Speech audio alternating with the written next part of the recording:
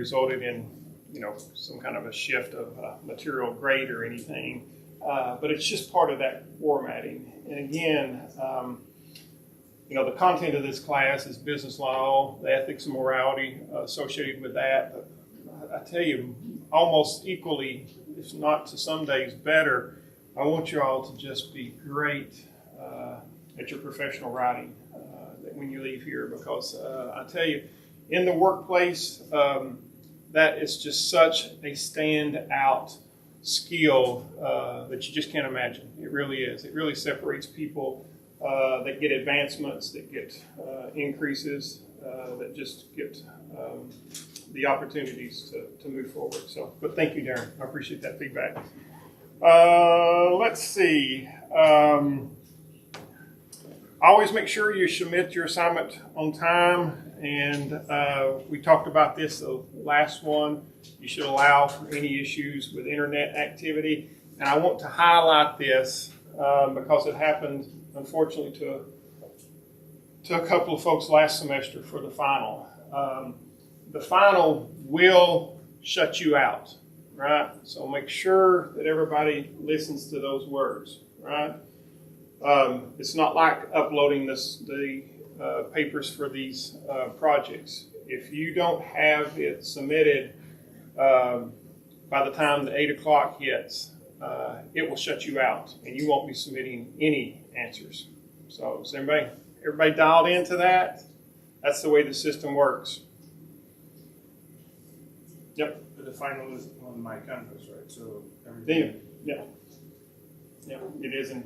So are we able to go back and forth, or once we proceed, we can go back? That is a good question. I think so. We can get into that just a little bit. Or do you want to hold that? Because we got a whole final. I'll take a note of that, Brian, because we got a whole final exam section that we're going to talk about, and I'm going to go back and forth.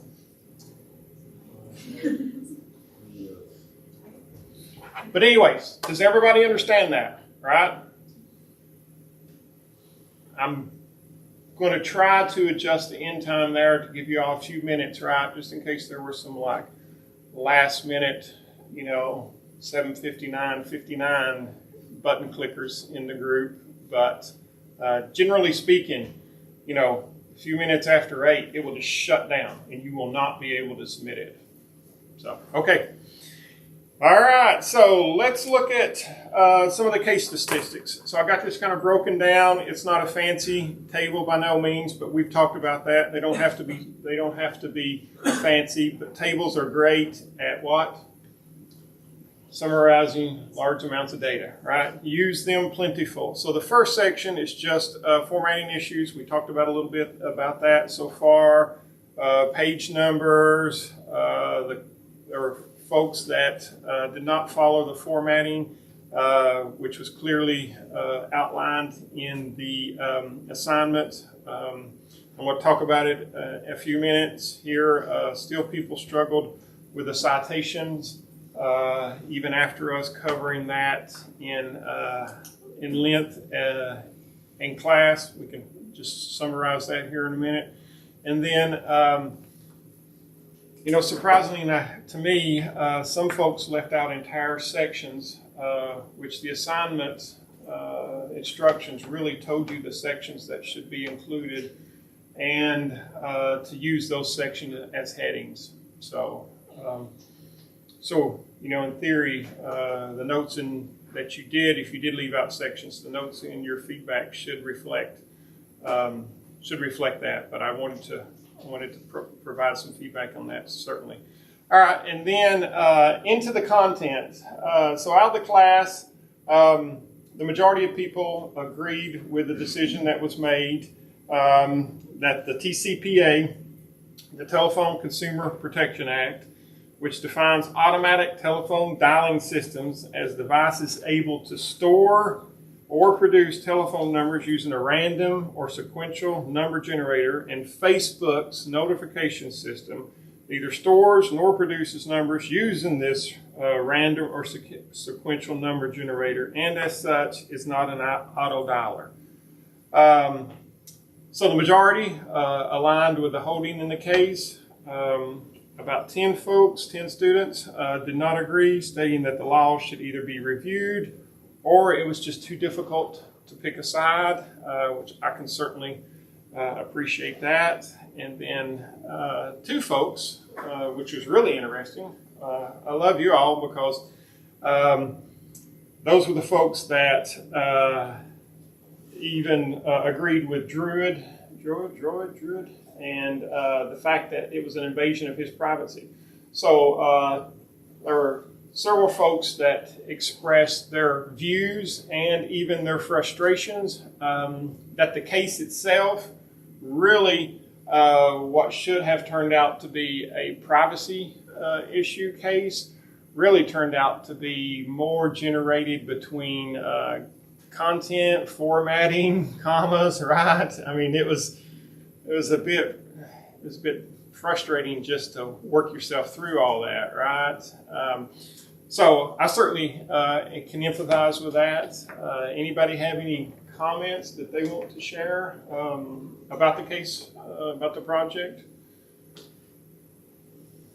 Yenta? I agree with what you just said. I think if he would have made a different case out of this, he could have easily won, but I think it really just came down to like how the TCPA was worded, and that was just frustrating because he could have easily made a case out of this and win. But I think the way he argued and on what he kind of picked was just kind of helping out Facebook in that sense. Yeah.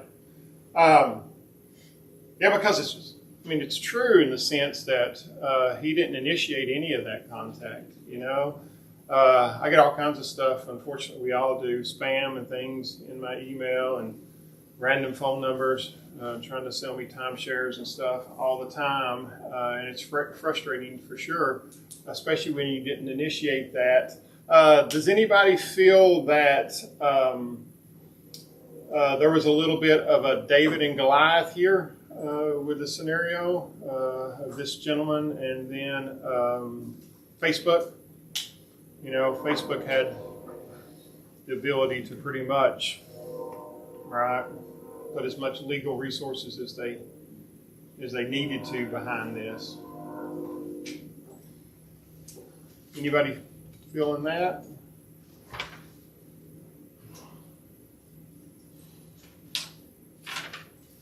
Okay.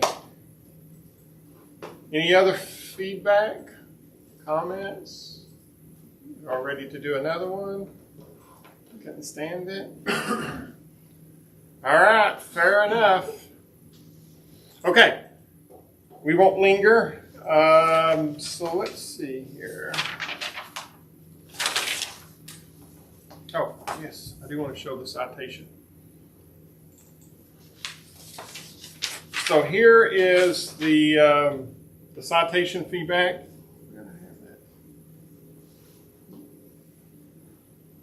Yeah, so the top shows the long form and the short form example that was provided in the assignment. But as we discussed in class, that's not a valid. It's not a valid citation because the case has not been published yet in the U.S. reports, which is where you get this blank. So the APA Blue Book requires you to use an unofficial reporter for that case citation. And in this case, the next one in line was the Supreme Court reporter, which is this citation here. So as you can see, it was just the equivalent of replacing this information with this for both the long form and the short form. So from a grading point standpoint, I was pretty liberal with folks that used different variations of this format, right? But this one was really incorrect for sure because it's just not a published case inside that particular official reporter, and it can't be blank. And the page numbers haven't been released yet. So any follow-up questions on that? Felt like that was the thing with the greatest confusion, may still be the greatest confusion as we move forward So, It's a great confusion. pardon? For me, it's a great confusion because Yeah, for somebody that does not have a legal background, yeah, will not quickly understand that. yeah. Yeah, that's there's truth in that. Yes, Aikens, that's probably truthful. Yeah. So, and the class for sure showed that, right? There was multiple folks that had variations of it. And again, even with the folks that use this, I was pretty liberal there with some of the grading around that. But the citation was, in particular, in this case, a bigger component because of the type of citation it is, which is the main reference, right? The main reference in the case was the citation or the case itself. Okay, but good feedback. Yeah. Another confusion there, sir, is on the page numbers. Mm-hmm. The page number is a little bit confusing because if you go to the case itself, there is a number on top of it, which was stated clearly on top of the case. So it's a little bit confusing when you come up with a different number as a page number. That's this number, page 1163. Mm-hmm. It's a little bit confusing to me. Yeah. Well, that's the first page number, and then everything else out of the case example that was provided should reflect that going forward, right? So I don't know what the last page number. Does anybody know what the last page number turned out to be? I don't know that I looked at There's a 70, page there, 71 or number something. 19511. 73. Say that again, Aikens. There is a number on the page on top of the case, the number 19-511. If you look at Oh yeah. I think that's just a reference code. That's not a case number. No. Yeah. So yep. All right. Any final thoughts? Okay.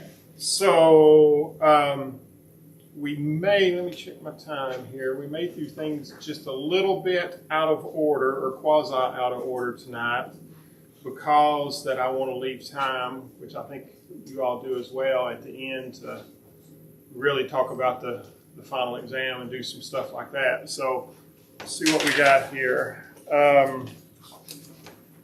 John, can you help me again with some handouts? So I got a handout. Those are always fun. We'll get some statistics up on the board here that pertain to tonight's class. And then I think we're going to be, normally we don't do this until after the break, but I think tonight we'll probably, here in just a few minutes after we get done with the handout, break up into our normal 3 groups and do a little question session, and then roll from that into break, and then we'll come back and we've got some other follow-up group discussion, and then we're going to end the evening with a heavy dose of final exam review.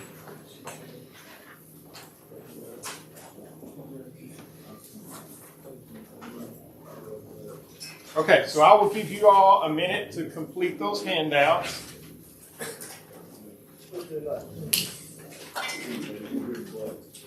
And then as you complete the handouts, go ahead and start congregating in whatever group that you're passionate about, whatever group section that you're passionate about. So,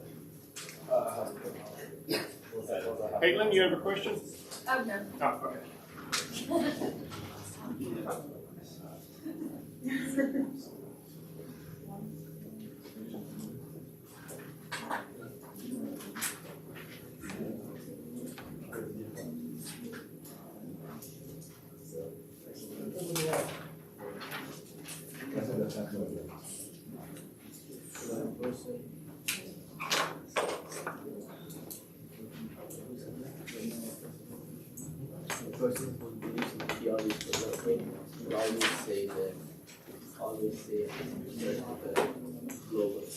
Thank you, Nelson. Do y'all have internet in here? Folks have access?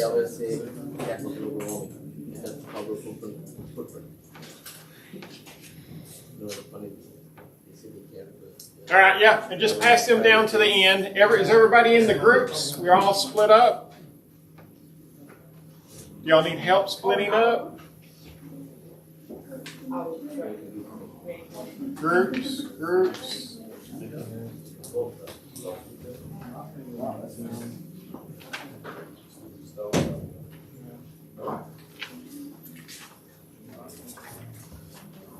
Okay.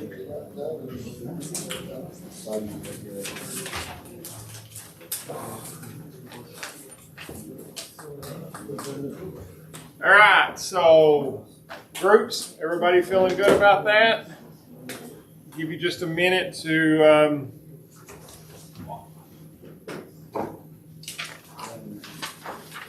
get set.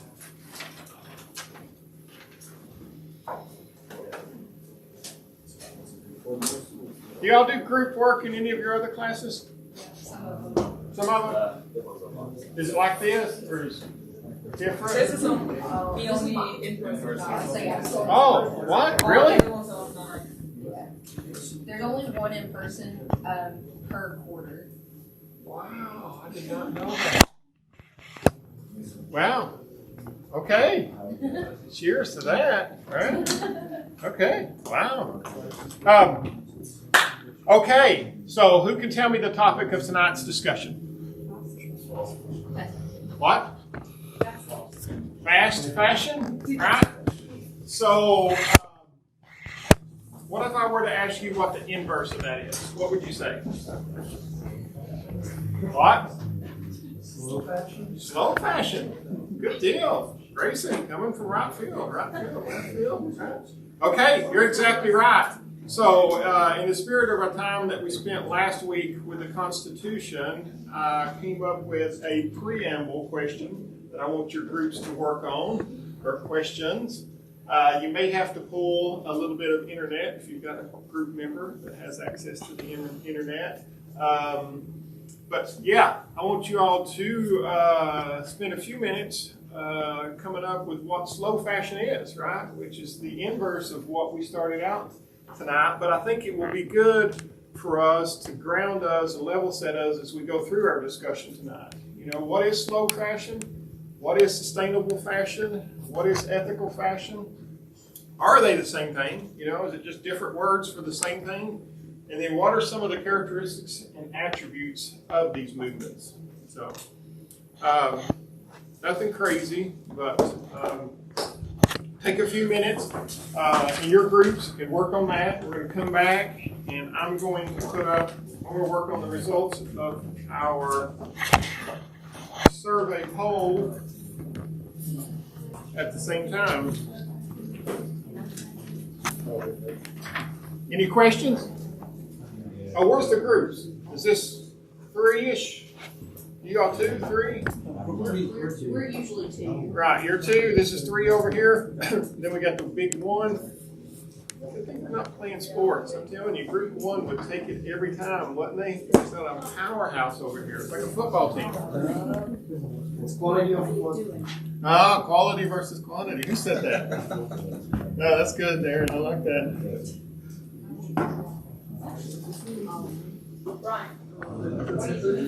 Trying to fix this thing. Brian's trying to get the remote access. We've got 2 folks out. Maeve is at a golf tournament, and then Felipe is having to fill in for the tennis coach. Oh, yeah.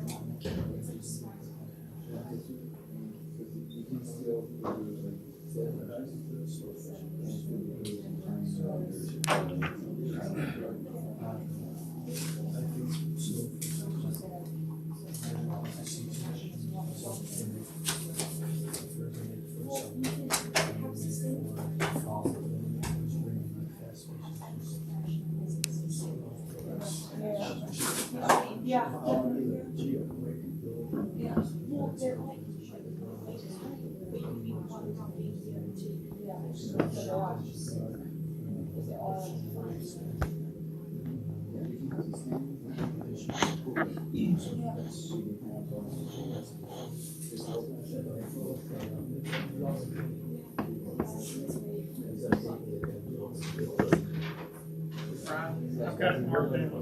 Let me remind me on that. Okay. Talking about that final question.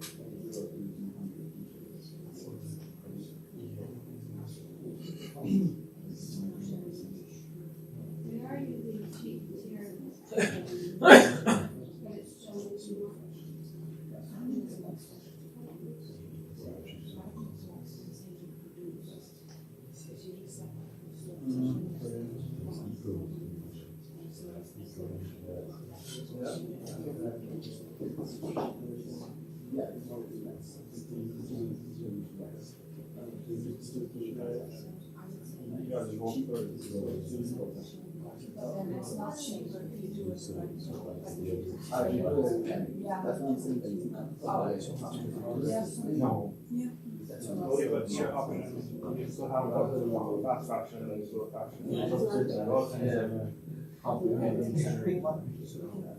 Factors that we're like trying to reduce the environmental impact. I guess that's where sustainability comes in with these more natural like products. Yeah, but it's clothing like cotton or polyester.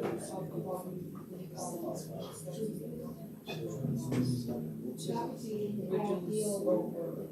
But as far as making money, trying to make money as well.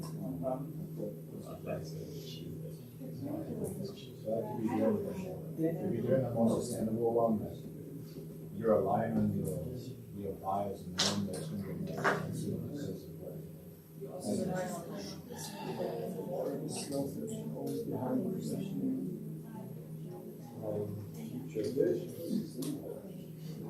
I think they're a B corporation. They do like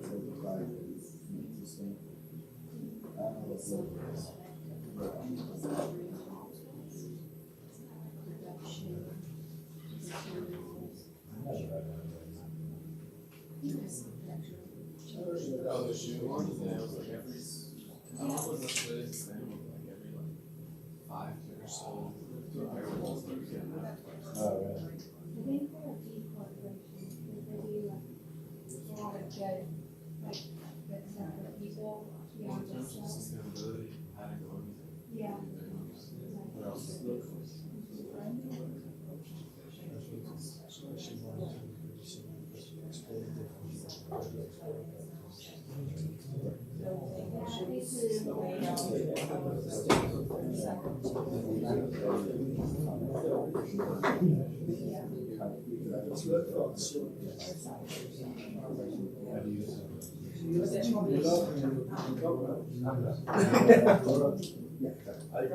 Yeah. Yeah. He's the captain. He should step up. Outsourcing our tasks, that's not the captain. Not as much. Proper leader, don't do anything. Properly outsourcing. That's a proper leader. Yes, step. Step. Silent leader.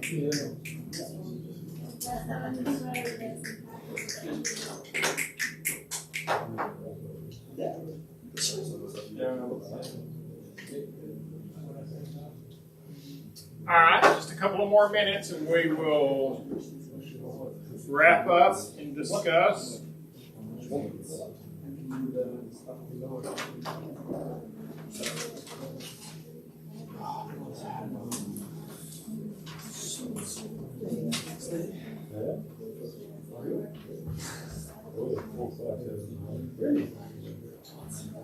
How is this guy? How will she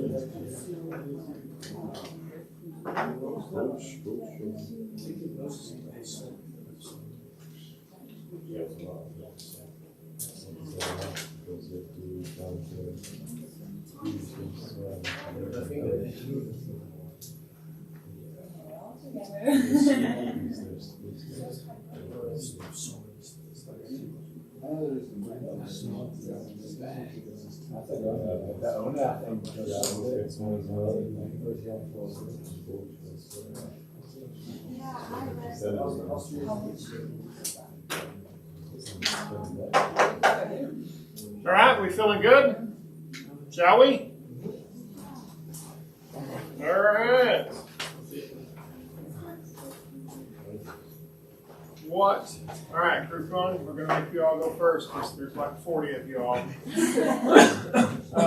What do you think? What's the difference between slow, sustainable, and ethical fashion, or is there?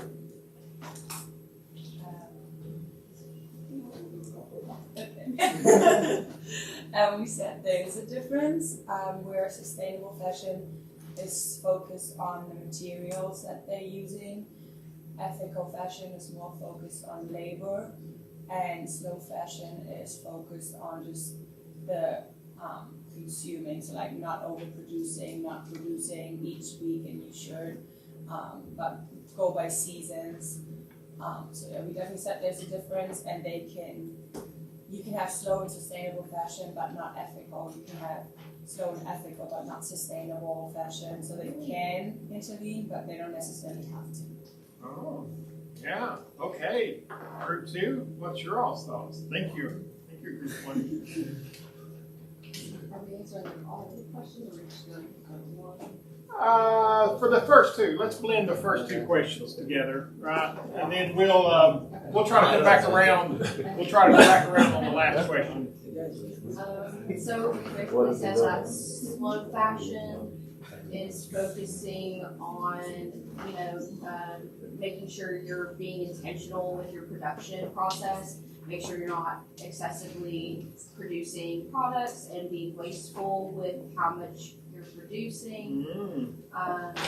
Because if you're overproducing, then you're just having products laying around, and then what are you going to do with those products afterwards? So slow fashion is focusing on creating the right amount of products for the consumers that you're aiming for. Sustainable fashion is focusing, like I said, on the type of materials you're using, what's best for the environment, what is best for your users. So that's what sustainable fashion is, and then ethical fashion is what's best for the people that you're working for, or that you're working with. So, making sure you're not working with sweatshops, and making sure you're paying people you're working with are being paid correctly, and that everything you're doing is more on the ethical side. And then for talking about if they are all the same thing, they're all similar in the sense that they're meant to make fashion less of a carbon footprint on the earth, but they are different because they all affect a different aspect of fashion, but they're very different in their what parts they're affecting. Yep. No, I couldn't agree more. Group 3, what's your all's take? You all have additional comments?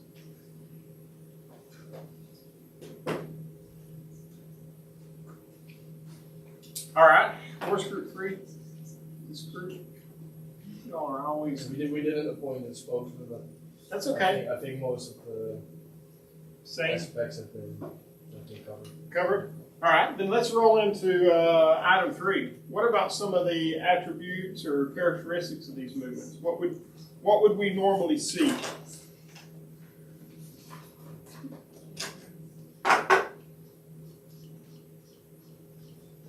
I would say it's also we also believe that like this third question is a bit following from the previous 2 questions, but like slow fashion is more expensive often because you need to cover up for all the extra steps they take, and fast fashion is a little cheaper, but slow fashion is often seasonal, and fast fashion is just bulk production. That's like a few characteristics to go up with. Okay.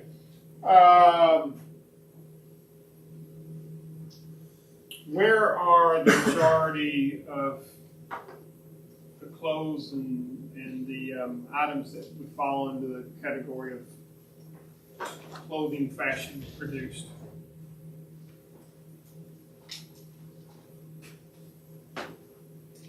I'm not looking for a specific country name, but not domestically as far as the United States, right?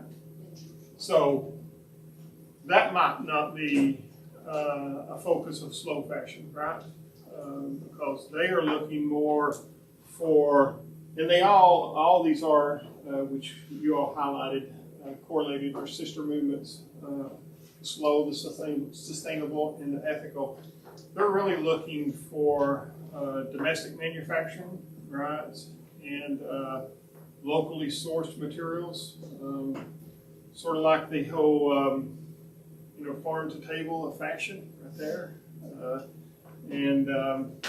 What's another thing that all of these would be focused on? It's a big buzzword. I'll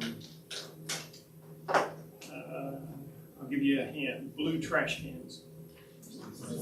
Right. They're going to be really focused on reuse and recycle. What about from the fabric fibers? What do you think, Matthew? Just quickly on the recycling aspect of it, we said that you could do the whole recycling thing, but that doesn't necessarily make it ethical if you're using those materials and still, transforming them in a sweatshop for your product. Yeah. What does that sound so familiar with that we've had prior in this semester? What other discussion, topic? What? Yeah. Did everybody get that deja vu feeling when they were reading through some of this material that it tied in with some of the concepts and some of the same terminology that we had hit when we were doing the Nike discussion?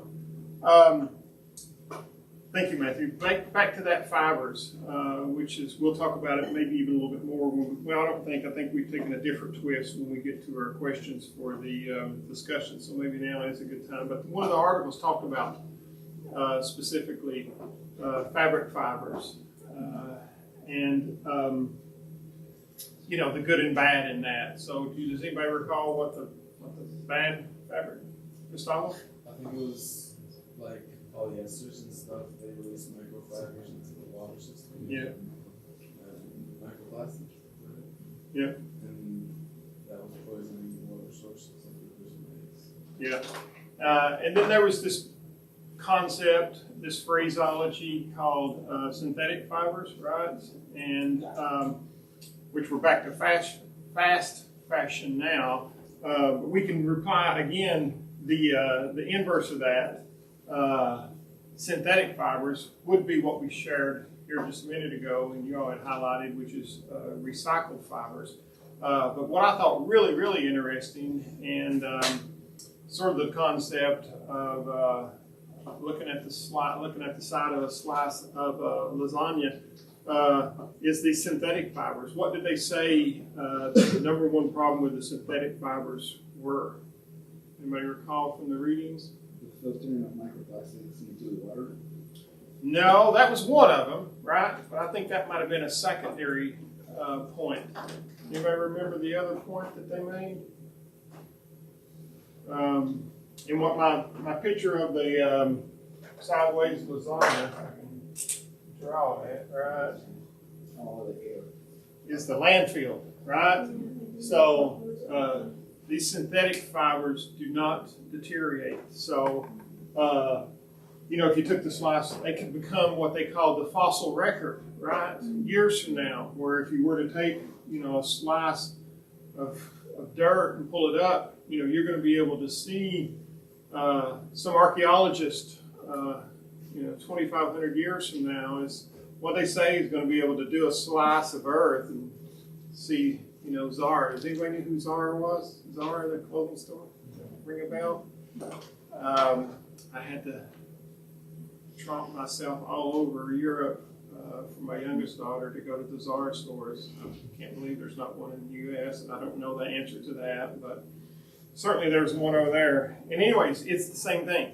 It's that fast fashion, right, where, crazily from the case readings, they can swap out as often as a week, right? Imagine that. So, I think I still have clothes from high school in my closet. So, anyways, let me throw up the long and the short version of that,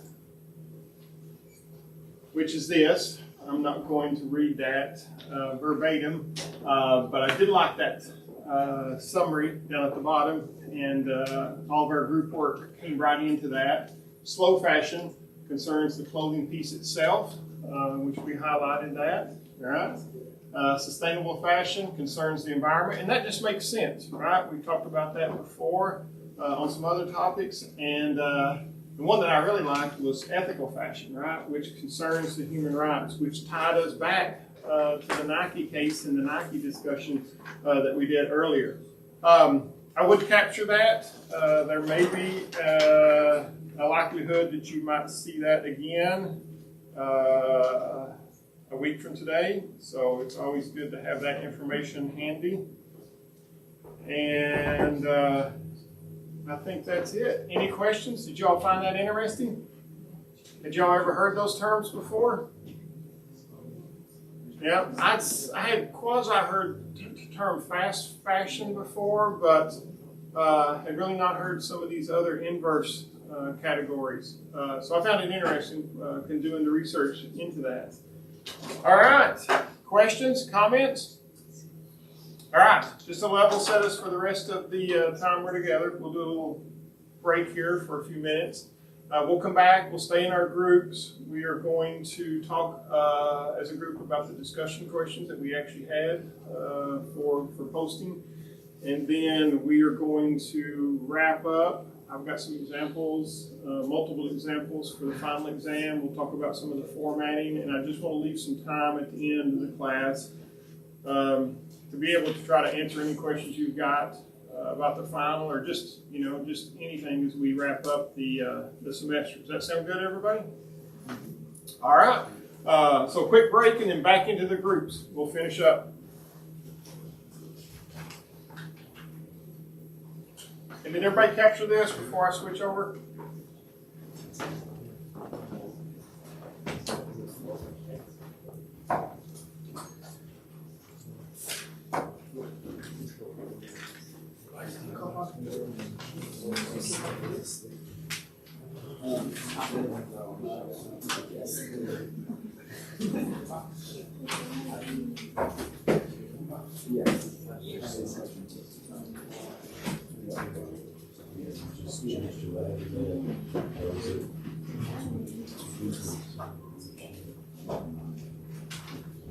I like that.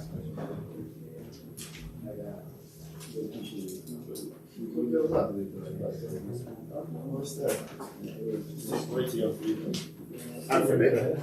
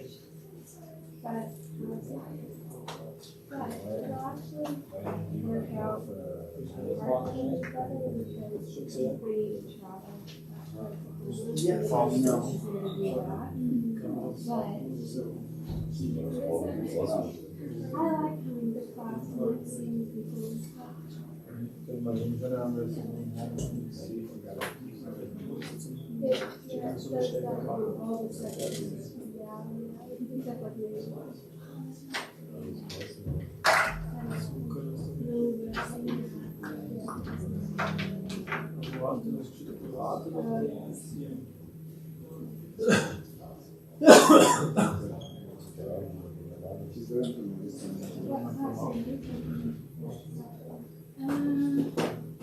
I'm taking leadership and leadership's not that hard. Are you taking econ? Yeah.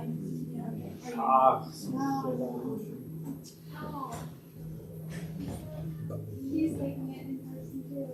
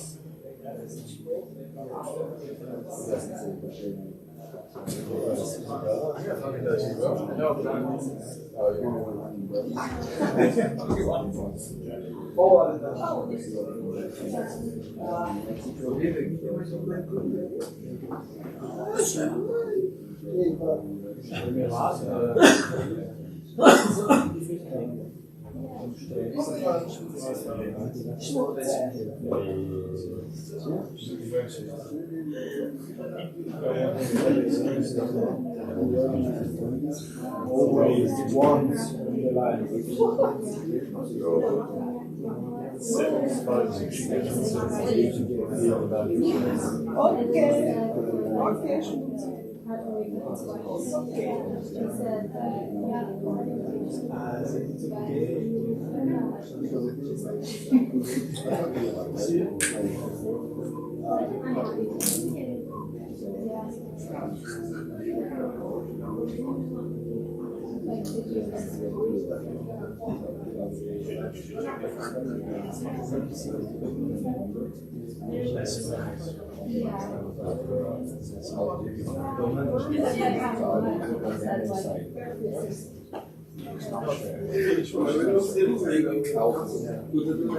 See, that's the problem. See, you can wait, right? You can wait for the end of the whole series.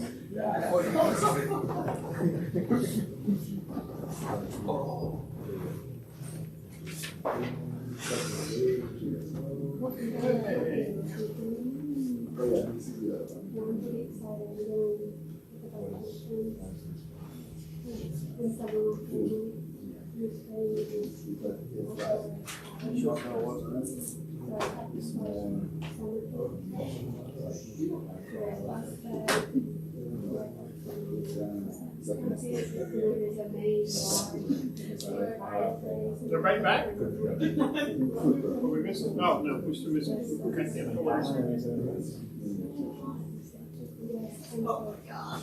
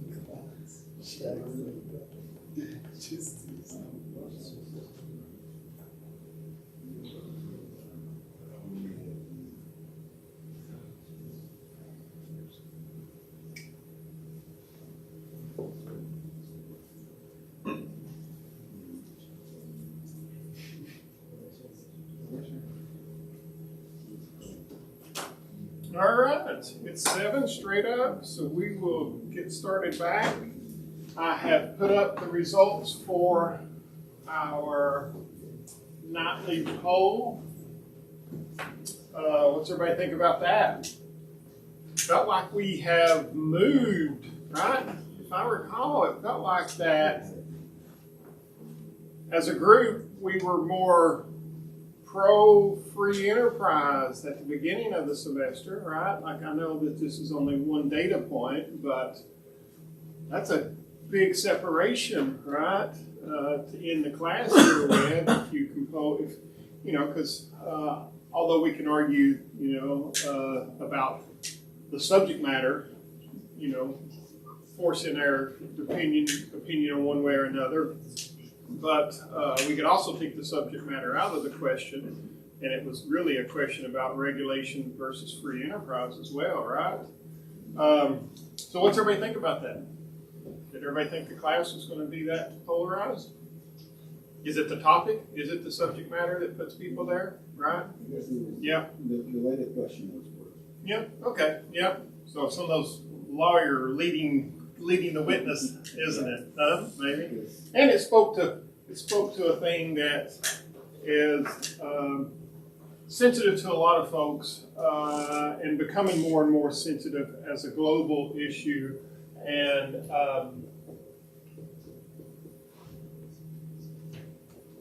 that was that too, right? So you see that more and more in the news. But that's not necessarily a bad thing, right? We all agree, right? We're all global citizens, so we all have to take part into that and do everything that we can, in theory. Okay, everybody still in their groups? Everybody still hanging out there? Y'all should be happy. Now we're in the last hour of the last class, right? And now that I know that you all only have one in-person class, I have no sympathy for you now. Just kidding. All right. Here we go. Group questions. So we might as well just keep it going right to the end zone. We'll do question 1, group 1, question 2, group 2, and then we'll everybody roll in for with their groups about question 4. As a group, try to get a consensus, which is sort of like mini polling inside your group of the ethical theory that you all identify with. But the good thing about it is how many people at the beginning of the class were really not dialed in to these 3 theories, ethical theories, ideologies, right?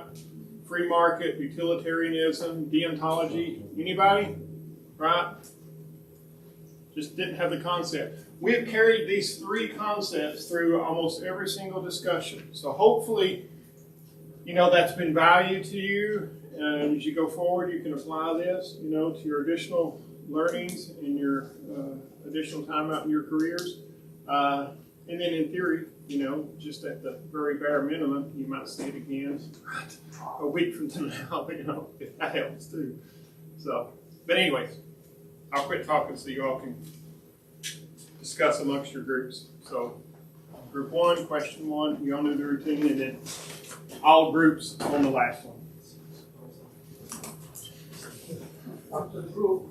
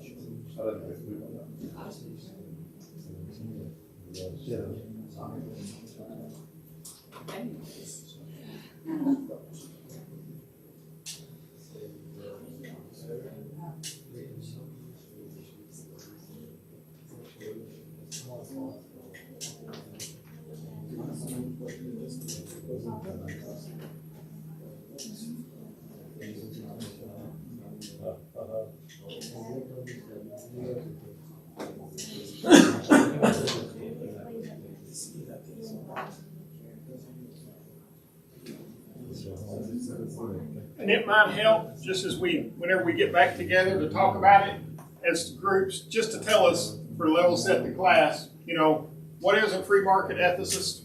And this is why they would feel that way. Same thing here. What is a utilitarian? This is why they would feel this way. What is a deontologist? Why would they feel this way? Yep.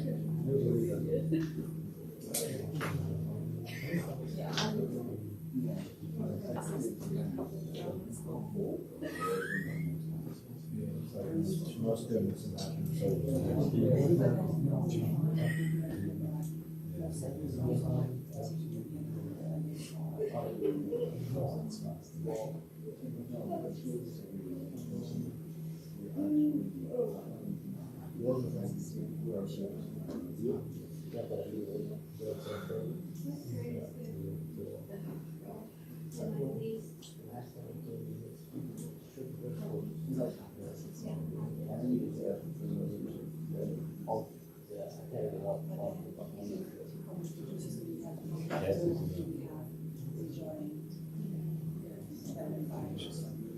many people are enjoying pizza?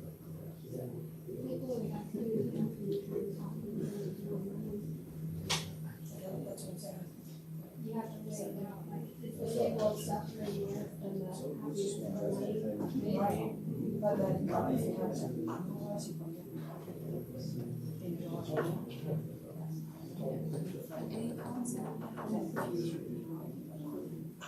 I think that's just.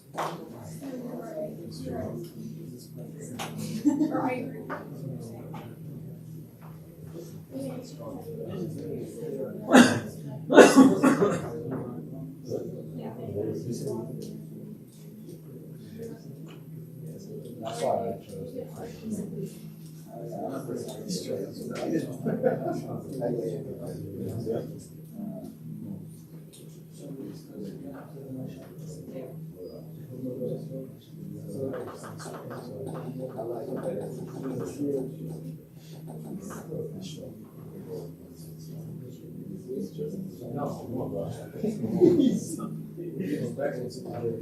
Hey, baby.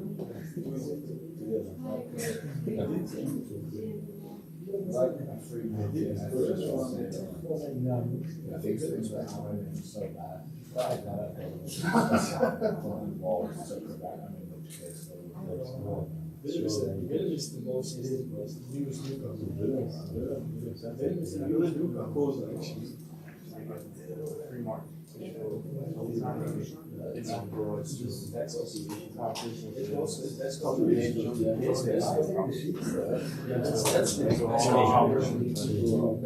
groups of people as a whole.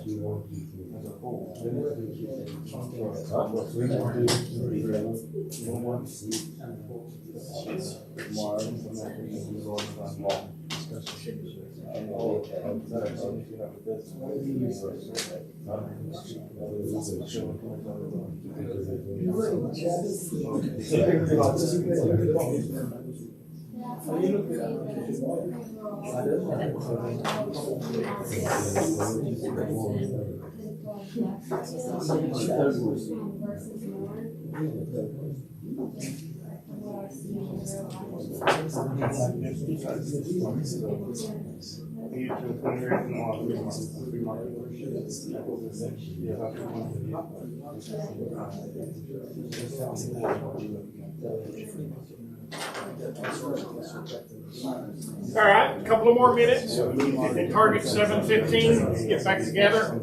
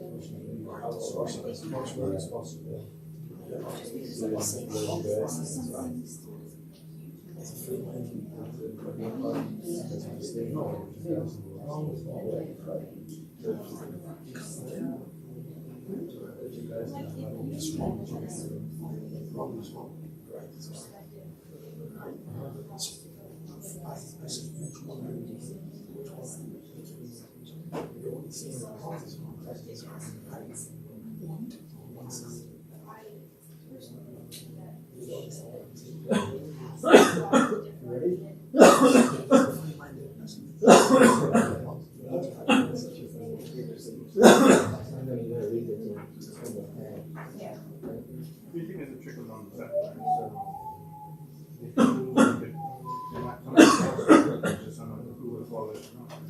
There's no reason that we have here. It's like copy phone.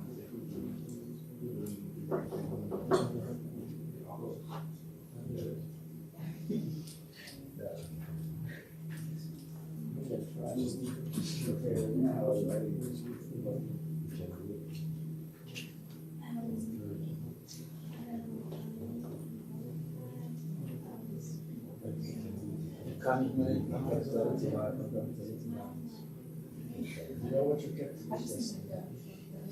All right. Let's get back together. Okay.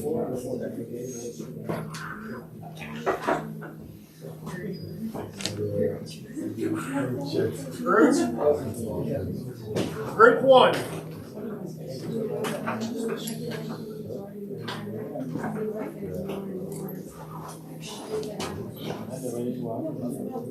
What are we thinking, group one? Free market ethicist. Which one? Tell us a little bit about what a free market ethicist is and how you think they would interpret the U.S. lawmakers considering these policies. Would they support it? Can you get to a definitive yes or no? They will not support it. No? They don't like regulation. I mean, it's not that they support the law, it's that they just let the market compete. I mean, they like as little regulation as possible, right? But do they do it unbridled? Like whatever goes? Well, they still want to be ethical, but they like to leave social issues more up to the government and policymakers rather than the business try to make a social stand. Well, these policies are potentially ethical, right? I think once the policy is like, it becomes a law, then the free market ethicists will play the game within that law. They'll find ways to profitize on it. But if it's considering if it should be one or not, they would go for not because they don't want that regulation. Okay. Yenta, did you have anything else to add? No. All right. Anybody else? Group one? Group two? What's your all's thoughts on group one? Anybody else have any differing thoughts? So we're going to mark that down as a no. Is that what I heard? Wow, okay. I was not expecting that. Group two, what do we think from a utilitarian? We basically said that utilitarians seek the greatest good for the greatest number of people, and that is why they would agree with the new laws implemented by the French government, because I think that reducing pollution could be more beneficial for our society in the next, future generations than letting big firms maximize the profit. Okay, all right. Yeah, you had to infer some stuff to get to that answer, didn't you? But that's okay, that's good. What do we think about that? Do we think that's the right logic? Yep. So we're saying yes? Utilitarian? Okay. All right. Where's our deontologist in here? What do we think, group three? I'd say that they agree with it as well, because the action is more important than the consequences. So if they're getting rid of all the unsold products, the action is probably outweighing the consequences. So they're not going to agree with it. Yep. Yeah, the deontologist does pull a little bit more of the right and wrong into the equation, right? For sure. Any other group have any differing thoughts on that? Is deontology based on the virtues? So Virtues? If it's the virtuous thing to do is to save the environment, but also if you go with deontology, then that virtue will always stay the same. So if the environment comes first, it will always come first. Yeah. In this case, if the deontologist sees that as a virtue, then Yep. they would want the law to be. So we're going with a yes? So what do we think? Do we think we would come up with that? Somehow, no, I thought we were going to get all three yeses. But that's interesting. No problem that we didn't. Right? Okay. Last question. Let's go around the room for a minute. Did you all collectively come to the answer for number 4? We're invited. Good. A little bit of everyone. All three of them. Oh, so a little bit across all three of them. Gosh, I love that. That's fantastic. So, okay. What about group 2? We had a couple people that said that we kind of lean towards free market, but in this case, for the most part, we were all utilitarians. I think that was the proper approach. Yeah, for this particular.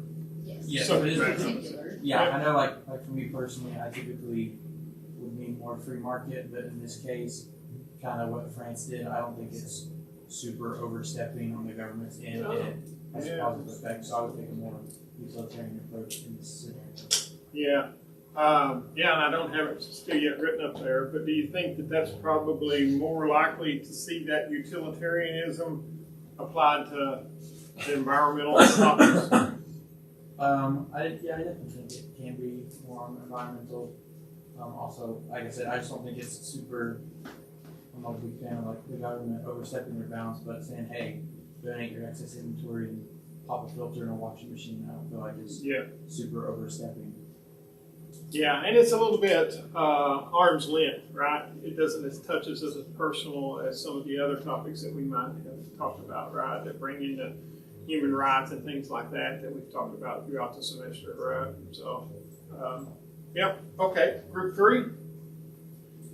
I was mostly utilitarian. Yeah. As well. Yeah, now that feels right? The greater good, the environment, hug a tree, all that good stuff. Good. All right. Let's see what we have here. We may be done with lecture unless we have any other closing thoughts on our topic of the week. Anything else? Fast fashion? Crazy, right?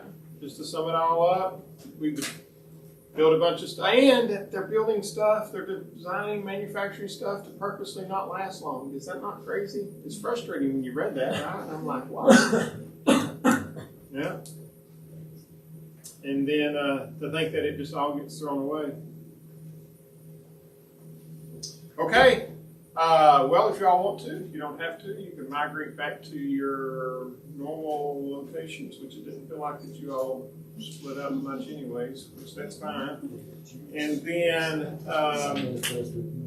we are going to talk a little bit about the final. Any last questions, comments before we get into that? Ms. Masha? We have one more post that we have to do on Monday. Yes, DNA, right? DNA, yeah. That you think might need highlighting because we're not going to be able to talk about it. Yeah. So we're out of class. Yeah, I think probably, it will be, it will not be as prominent or not prominent at all on the exam, if that helps, right? So the discussion on that particular topic will probably be more confined to the replies and the feedback that you have interchanged with your classmates. Is that what you were looking for? Yeah. Right? You didn't want to have something that was on the final that we didn't have a chance to have dialogue around. That makes sense. Yep. It is an interesting topic for sure, though. Yeah, I think that was an excellent question to ask. Everybody dialed in with that, right? So, again, hopefully you find the material interesting and just you all have the routine dialed in now on the discussion post. So, okay. Any other questions? Grayson? How many questions will the final be? Yes, we're getting right there right now. Just a minute. But anything else before questions? Anything else? Today's assignment? Anything else? Yeah. What?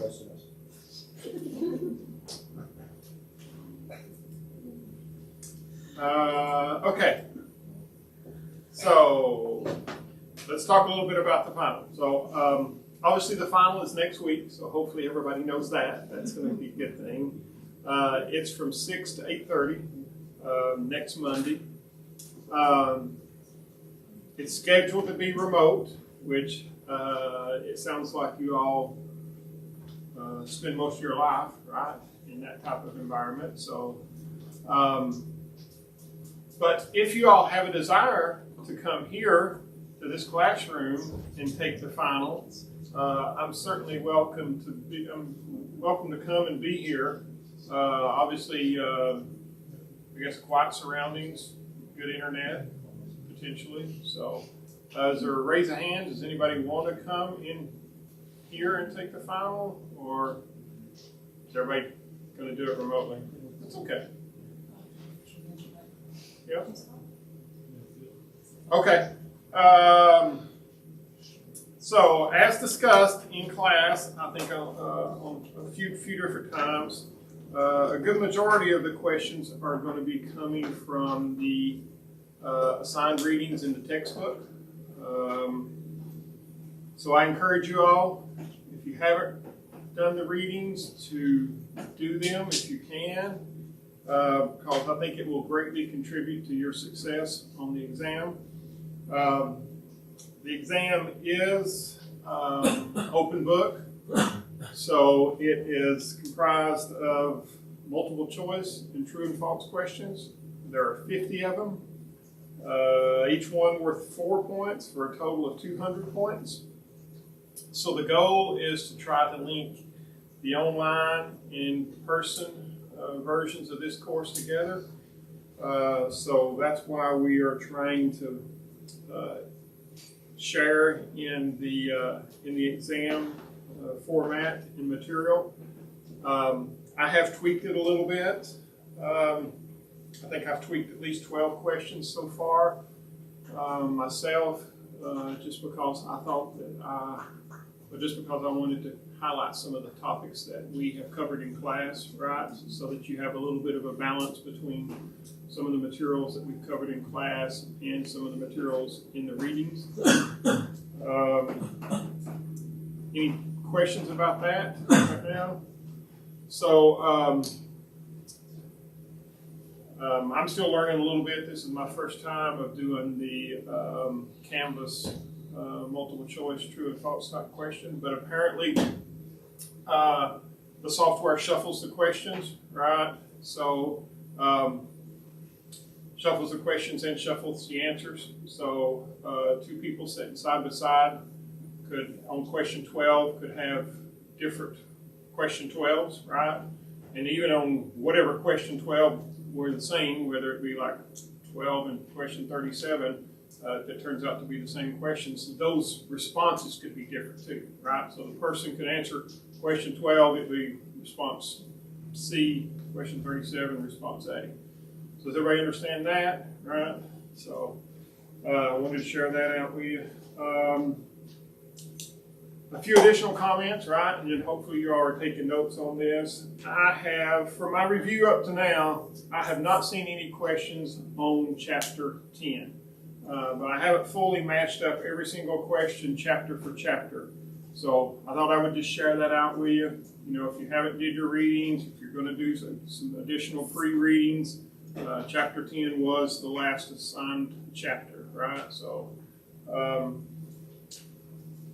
but to balance that, I will say this, and I'm not sure how in the existing syllabus it was structured, but chapter 6 was not part of the assigned reading, but I did discover 2 questions from chapter 6 that are part of the final exam. I have chosen right now to leave those in place. They all come from a particular section of chapter 6, which is OSHA, which is only a few pages.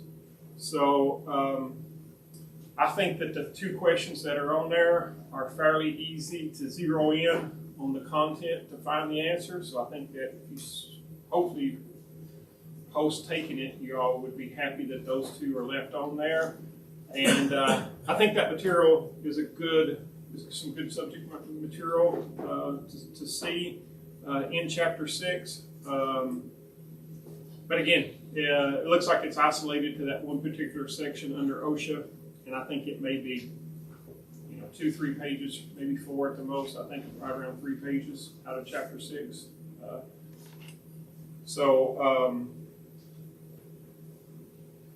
Anything? That's kind of the formatting before we get into some examples and stuff. Brian, I think you had a question. Yeah, so is the question to just show up 1, 2, 3, 4, 5, or question 1, then hit next, question 2, Yes. next? Again, I think there's a preview function, and I'm trying to work through that myself. But as I go through and look at the way the exam's set up, it states there's a selection there that says that it shows one question at a time, right? So I feel like it's that format where you get a question, you answer it, and then it goes to the next question. But Can you go back? I have unchecked the restriction to where you can't go back, right? So hopefully you can, right? There was a checkbox for that, but I unchecked that. So hopefully that allows you all to navigate back. That's my intent, is for you all to be able to do that. So, yeah. Normally you can. Say that again. Normally you can go back. Yeah. And I'm going to try to play around more with it online here over the next few days. There's a preview button to see if I can test some of that functionality, and which I don't know if that confirms how it will be in the live setting, but if I can confirm some of that in my test environment, I'll certainly share that feedback and share those notes back out to the class. Yeah. Anything else about formatting?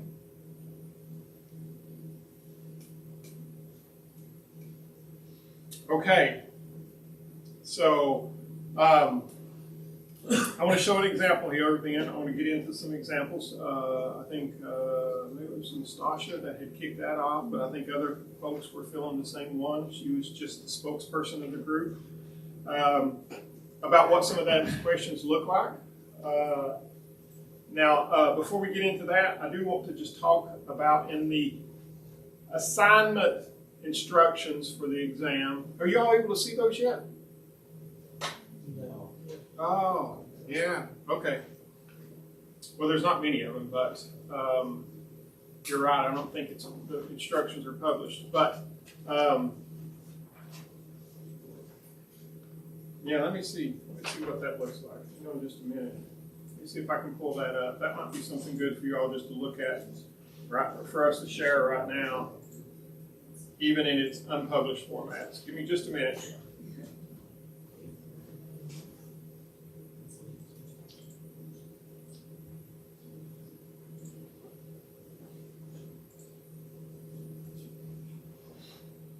Y'all not just live in that modules link? I mean, that's the best thing ever.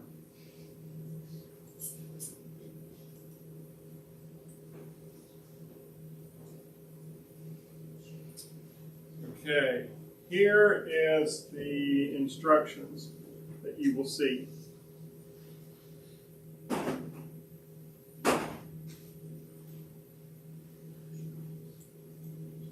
give you all a minute to scan that. And I want to talk about this particular point here in just a minute.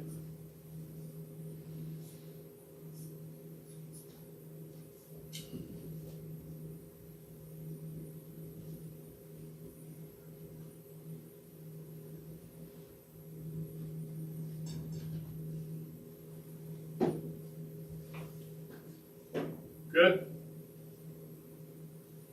Okay.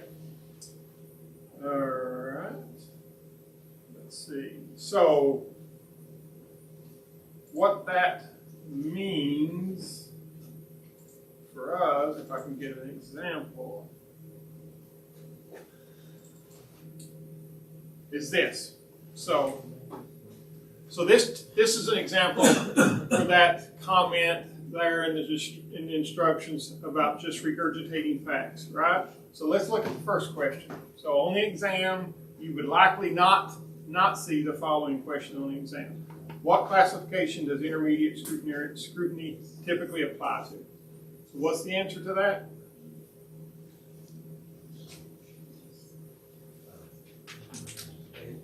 A, gender, right? So that's really, If you just know the definition, it's just plugging and playing that in there. So that's the type of question that you will likely not see. What you will likely see is the next type of question, right? Marie, a female resident of Knoxville, has filed an EPC claim under the 14th Amendment based on current policies the city has enacted whereby women are charged higher property taxes than men living in the same district. What level of scrutiny would likely be applied to the claim? The answer to that one?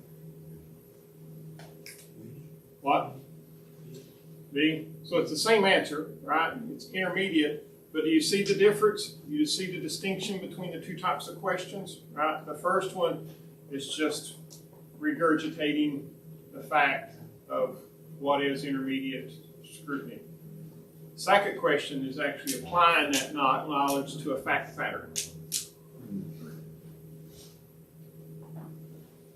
Now, I know that first that seems overwhelming, but in theory, we did very similar to this type of analysis in class, right? So as soon as you see Marie and female, that should start to clue you in on, they're likely talking about gender, right? So EPC, 14th Amendment. Hopefully you all along the way captured your little cheat sheet on scrutiny levels, right? You can zero right down to, I know gender is intermediate, right? So you should be able to put those two together. Maybe not as easy as the first one, but certainly easy enough, I think, right? Through the interpretation. Any questions with that before we get into real question examples? Okay. All right. Let me see if I had any other comments on that. Okay.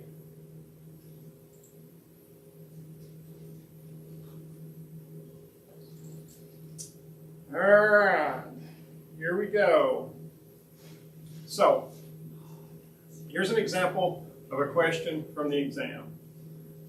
The Lanham Act, A or 1A, whichever one, focuses on trademark registration and protection, regulates the use of land by commercial entities, gives competitors the right to sue for false claims a rival company makes about the competitor's product, does not allow a company to sue for false claims a rival company makes about their own products. Say that again, Niels. Yeah. Let me see if I can. Yeah. Yeah. Give me just a minute, Niels.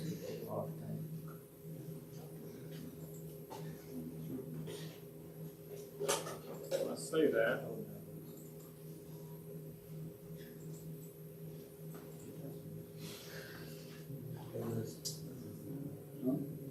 Just a minute.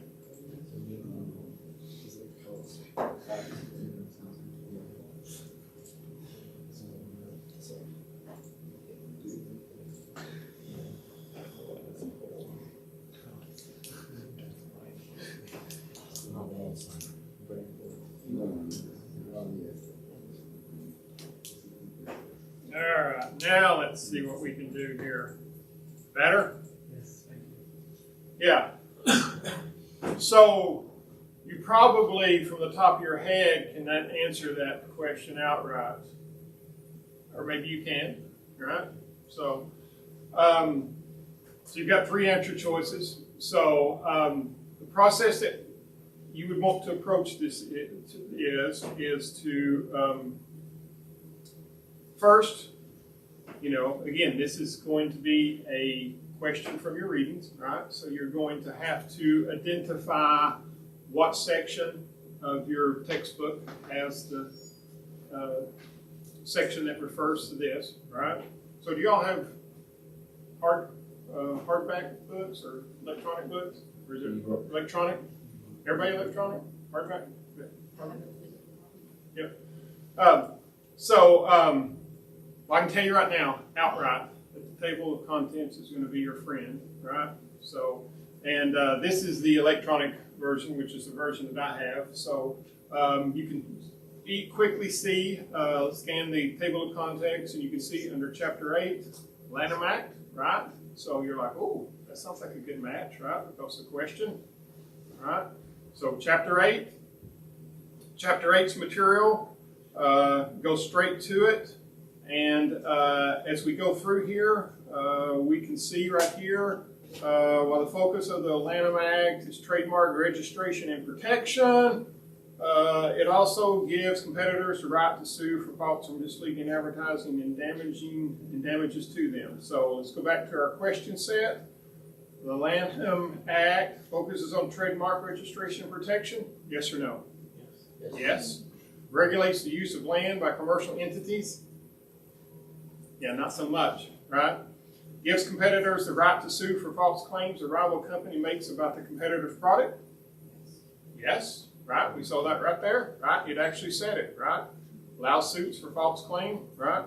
And then the inverse of that does not allow, right? Well, we already know that it does. So what's the answer? What? Last one. Yes. Last one. So, did I miss something? Was that what you... So you're messing? Okay, I got you. I got you. Oh, you cannot see? That's fine. I can make it bigger. No, it's fine. You know that's what you get, Yenta, for being in the back row. Yeah. How's that? Just that, yeah. So how did everybody feel about that progression?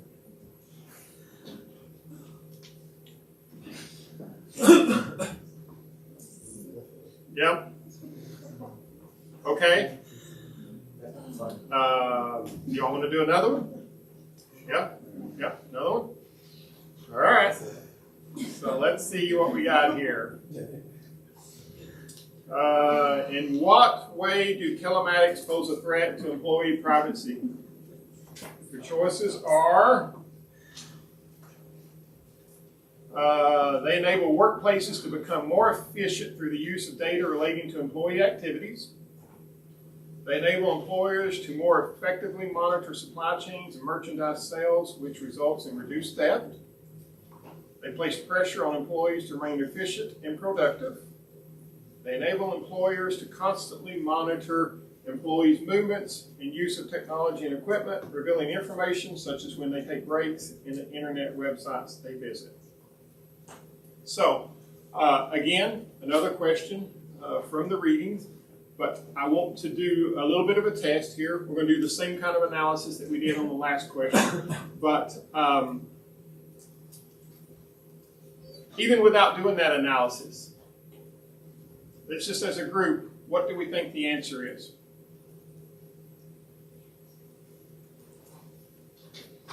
So multiple choice questions are, there's a skill to multiple choice questions, right? You all have probably known that at this point in time. What can you usually do with multiple choice questions?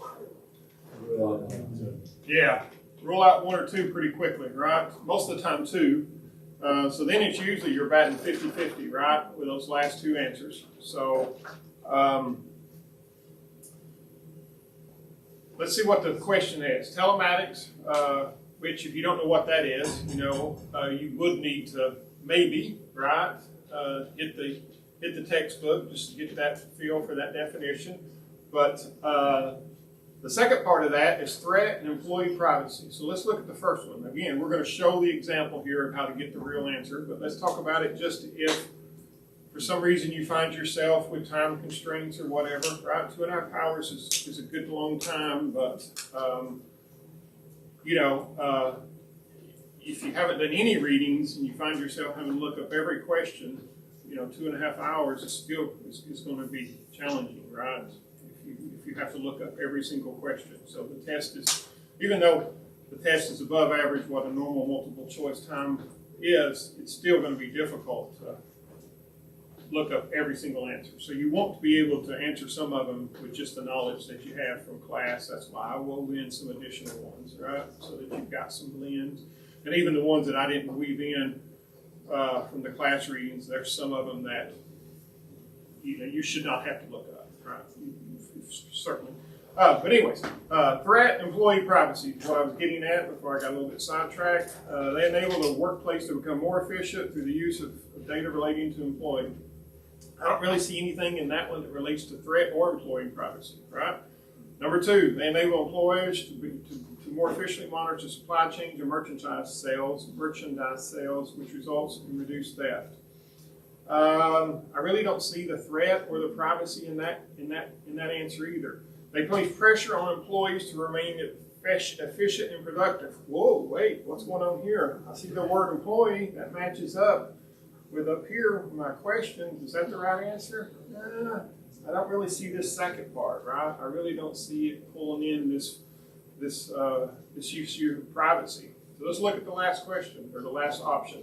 They enable employers to constantly monitor employees' movements and use of technology and equipment, revealing information such as when they take breaks and internet websites they visit.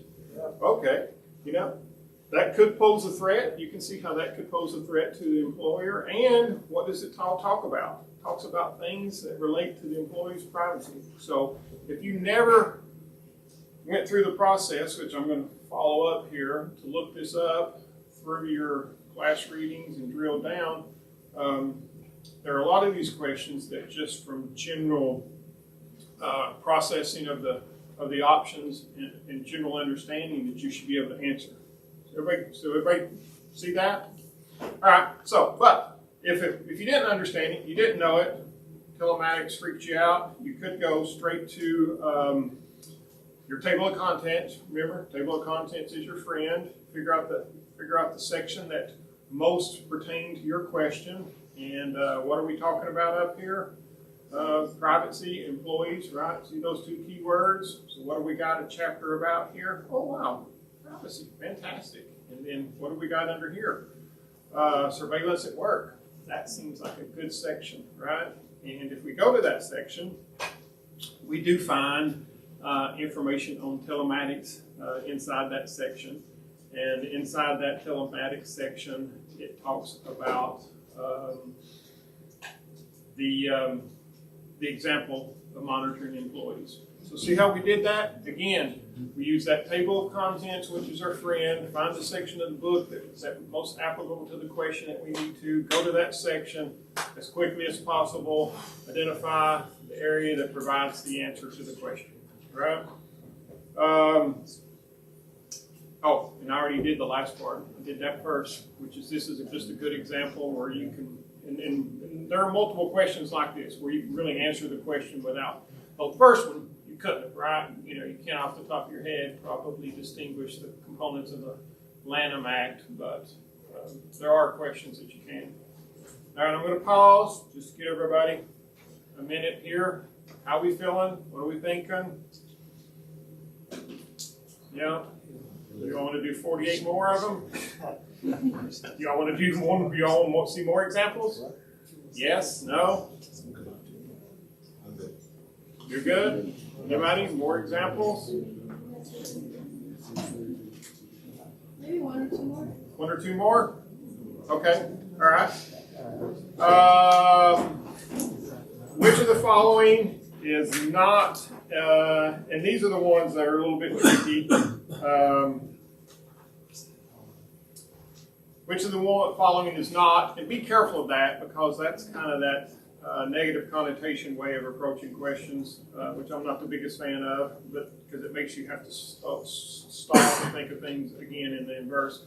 Which of the following is not an example of native advertising that the FTC has highlighted as deceptive? Advertisements that pretend to be news reports, right? Advertisements that pop up when a consumer visits a news website. 2, product endorsements that do not indicate that the endorser was paid to make the endorsement. Door openers that use surveys or prize awards to lure consumers into sales pitch. So, before we look at the other, what section are we going to look for in our table of contents? Marketing or advertising, but yes, marketing right there, advertising and economics. Good. And when we go to that section, there is, which I didn't, this version, this graphic doesn't show, but you can see right there, right? FTC Act, which matches up to our question. And what did our question ask? We got options. Advertisement that pretend to be news reports. Advertisements and news reports, check. what's the next, or hang on, let's go to the next one. Misleading door openers. Option 4, door openers, check. That's 2 checks out of the 4. And then in that same page, I just couldn't fit it all in one snapshot. Deceptive endorsements. Let's go back to our question. Right here, product endorsements that do not indicate, same language, same terminology, basically AKA deceptive endorsements. At least if nothing else, you can put the 2 words of endorsements together. So we're looking for the example that is not included. So what's the answer? Answer 2, answer B. See how we got there? Okay. Everybody good? We want one more? No? Yes? One? Sure. One more to tie it up? All right. Well, you'll like it. This is the last one, so we don't even get that option anymore. See? All right, last one. This is a true and false one. Nice. Another question from today's.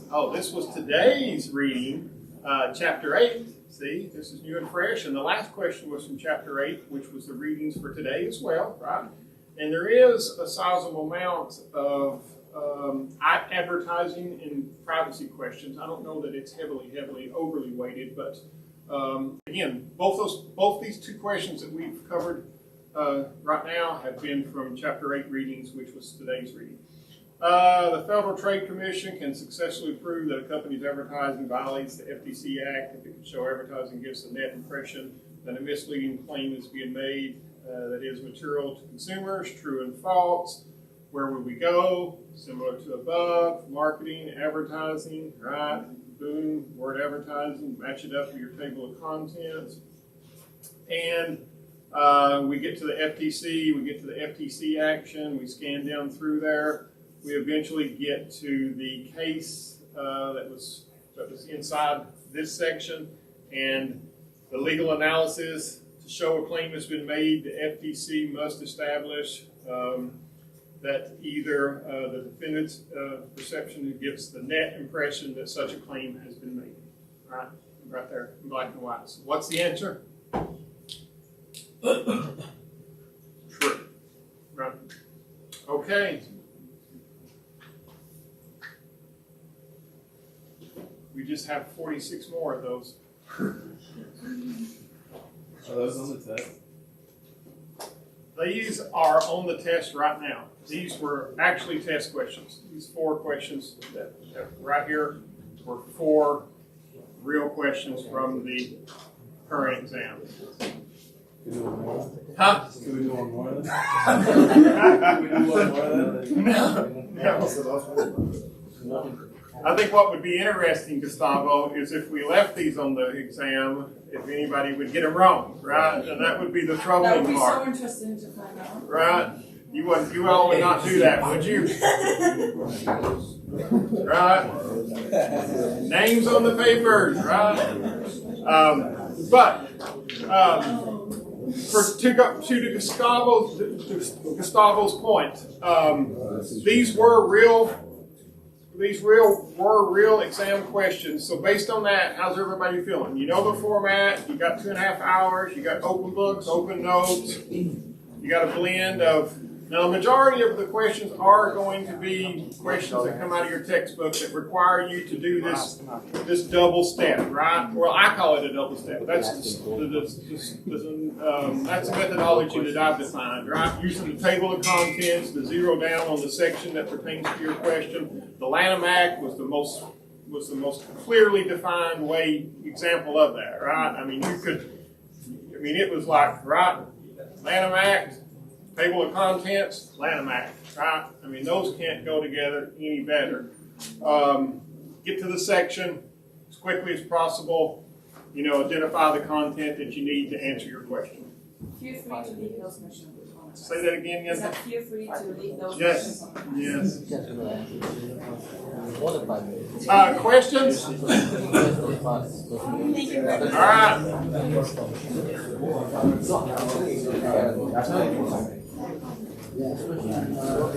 It really should. Thank you all. Good luck, everybody.